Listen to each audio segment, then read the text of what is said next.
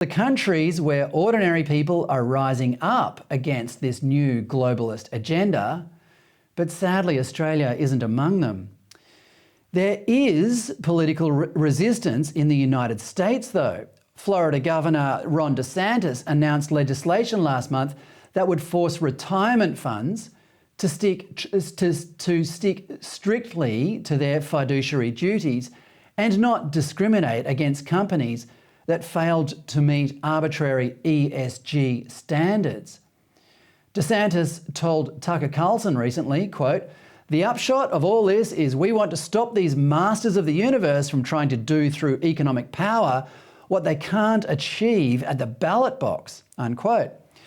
Those masters of the universe are not so restrained here in Australia though. AustralianSuper, Australia's largest fund with $244 billion, doesn't hold back when claiming active ownership of the companies in which it invests. It says, quote, "We proactively engage with companies to influence their management of ESG and other issues. We also collaborate with other global investors to amplify our voice and have an even bigger impact on issues that can affect members," unquote.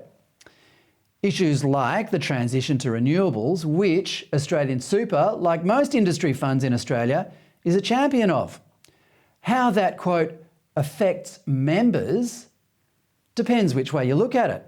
One way is that the transition to renewables and the downgrading of energy based on fossil fuels will destroy businesses, cost ordinary workers their jobs, make energy more expensive and decimate small communities. Somehow I don't think AustralianSuper sees it that way though. Its website boasts it is collaborating with Climate Action 100, another of these globalist organisations that are increasingly imposing themselves on us.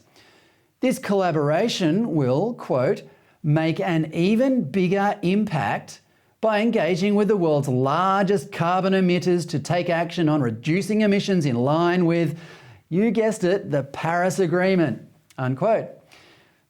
And you thought your compulsory super was just being invested in Australian infrastructure projects to provide you with a retirement income.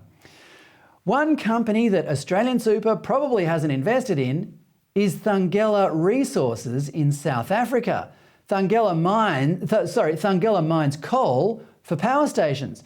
2 years ago, a London analyst valued the business as worthless. Its parent company, Anglo American, sold it off after ESG busybodies pressured it to do so because, you know, coal. Since the war in Ukraine, though, demand for its coal has soared and profits have increased 3,000% to an eye-watering $590 million. Not bad for a worthless coal miner.